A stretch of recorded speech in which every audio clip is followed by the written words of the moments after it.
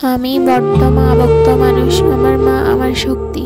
আমার এখনো এতটা শক্তি হয়নি আমি আমার পৃথিবীতে মাকে ছাড়া থাকবো।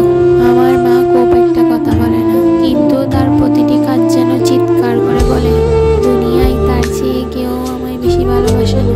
আমি কোনো কারণ ছাড়াই আমার মাকে জড়িয়ে ধরি। অদ্ভুত শান্তি লাগে। দুনিয়ায় যতই আপন মানুষ হোক, আমার মাকে যে অসম্মান করে তার জন্য আমার ন্যূনতম শ্রদ্ধাও থাকে না। তার জন্য মনের ভিতর থেকে সব অনুভূতি উঠে যায়, যা কখনো ঠিক হয় না। আমার কাছে অন্য যে কোনো কিছু চেয়েও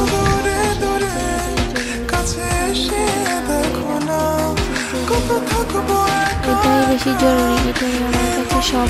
ভালো থাকুক পৃথিবীর সকল মা। মা তুমি আছো বলে আজ আমি হাজার শূন্যতার মাঝেও পরিপূর্ণ। মায়ের মতো যদি কেউ ভালোবাসতে পারতো, তাহলে কারো চোখের পানি পড়তো না।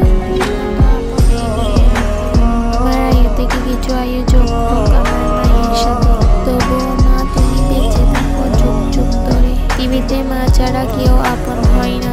সর্বশ্রেষ্ঠ সত্য হচ্ছে মা। পৃথিবীর সকল মানুষ যদি স্বার্থের জন্যই থাকে, তবে মা কোনো স্বার্থ ছাড়াই নিজের সন্তানের কাছে থাকে। মা ছাড়া কেউ কোনোদিন করে না। কি খাবি কি রাখবো, মারা যে কয় আমি মরে গেলে কেউ চায় না দাম দিব না। এটা মনে হয় সত্যি।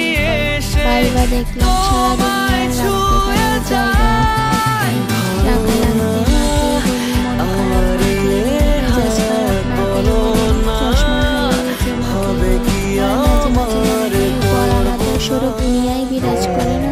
তাই আমার জগতে তার হয়ে মাকে কাটাইছে। আমি বোকা হতে পারি, অনেক খারাপ ছাত্র হতে পারি, দেখতে অনেক কালো হতে পারি, কিন্তু মায়ের কাছে আমি শ্রেষ্ঠ সন্তান। মা হলো বাড়ির হৃদয়ের মতো, আর বাড়িতে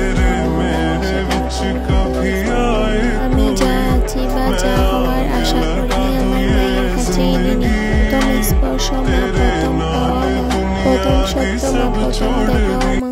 আমার জান্নাত তুমি জানো গো মা, সুখ কাকে বলে জানি না, শুধু জানি তোমার সাথে কথা বললে আমার এক আকাশ পরিমাণ শান্তি লাগে।